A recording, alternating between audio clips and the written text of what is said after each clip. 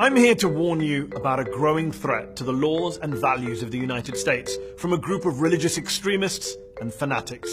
No, I'm not referring to so-called jihadists or Islamists or to creeping Sharia. I'm referring to what I like to call the Christian Taliban, those Bible-thumping fundamentalists who are bent on theocratizing the US government. There's the Attorney General of the United States, Mullah Jeff Sessions, who wants Sharia law, but of the biblical variety. Asked last week how the Trump administration could justify separating migrant kids from their parents at the border, Sessions said, I would cite you to the Apostle Paul and his clear and wise command in Romans 13 to obey the laws of the government because God has ordained the government for his purposes. Yeah, forget all the verses in the Bible that talk of love and compassion towards the less fortunate. No, obey the law according to Romans 13. The same verses of the Bible, incidentally, that were used to justify slavery.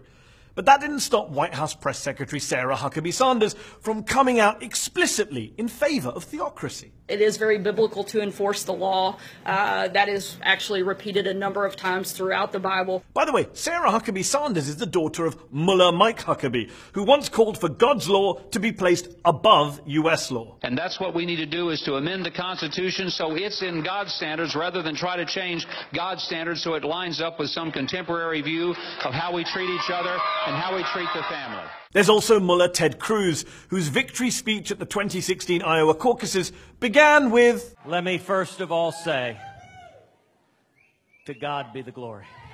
That's basically Christian for Allahu Akbar! Imagine the reaction if a Muslim candidate for high office began his victory speech with Allahu Akbar! I'm just saying.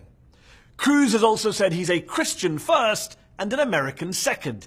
Can you imagine if, say, Congressman Keith Ellison said he was a Muslim first and an American second?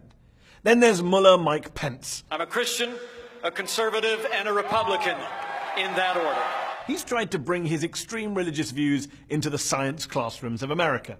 Let us demand that educators around America teach evolution not as fact, but as theory.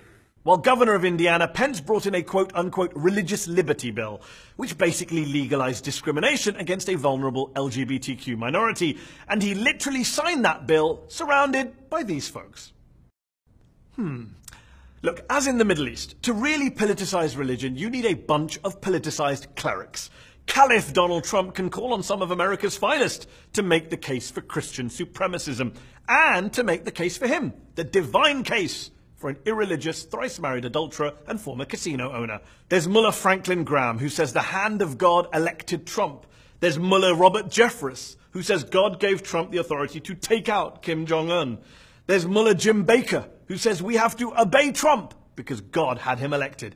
If that isn't the language of theocracy, of zealotry, then what is? And for those of you moderate Christians who are tearing your hair out at the sight of these Christian extremists distorting your precious faith to score political points and advance a narrow, intolerant, hate-filled agenda, all in the name of God and with the aid of Scripture, well, let me say on behalf of all your Muslim friends and neighbors, welcome to our world.